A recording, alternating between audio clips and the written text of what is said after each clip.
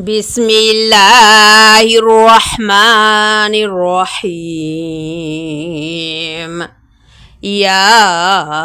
أيها المدثر قم فأنذر وربك فكبر وثيابك فطهر والرجز فاهجر ولا تمنن تستكثر ولربك فاصبر فإذا نقر في النقور فذلك يومئذ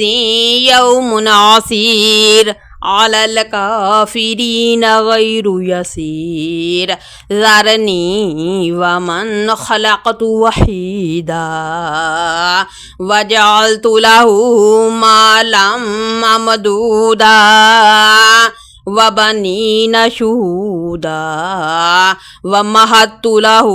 تمهيدا ثم يطمع أن أزيد كلا إنه كان لآياتنا عنيدا سأرهقه سودا إنه فكر وقدر فقتل كيف قدر ثم قتل كيف قدر ثم نظر ثم عبس وبصر ثم أدبر واستكبر فقال إن هذا إلا سحر يؤثر إن هذا إلا قول البشر سأصليه سقر وما أدراك ما سقر لا تبقي ولا تذر لواحة للبشر عليها 19 وما جعلنا أصحاب النار إلا ملائكة وما جعلنا عدتهم إلا فتنة للذين كفروا ليستيقن الذين أوتوا الكتاب ويزداد الذين آمنوا إيمانا ولا يرتاب الذين أوتوا الكتاب والمؤمنون وليقول الذين في قلوبهم مرض والكافرون ماذا أراد الله بهذا مثلا كذلك يضل الله من يشاء ويهدي من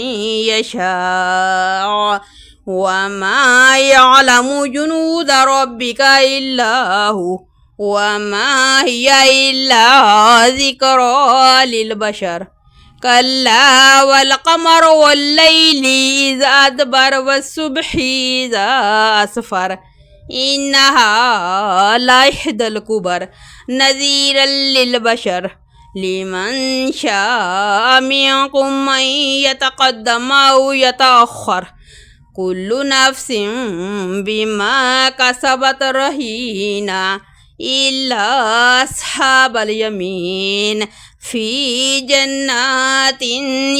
يتساءلون عن المجرمين ما سلككم في سقر قالوا لم نكن من المصلين ولم نكن نطعم المسكين وكنا نخوض مع الخائضين وكنا نكذب بيوم الدين حتى أتانا اليقين فما تنفعهم شفاعة الشافعين فما لهم عن التذكرة معرضين كأنهم حمر مستنفرة فرت من قسورة بل يريد كل امرئ منهم أن يؤتى صحفا منشرة كلا بل لا يخافون الآخرة كلا إنه تذكرة فمن شاء ذكره وما يذكرون إلا أن يشاء الله هو أهل التقوى وأهل المغفرة.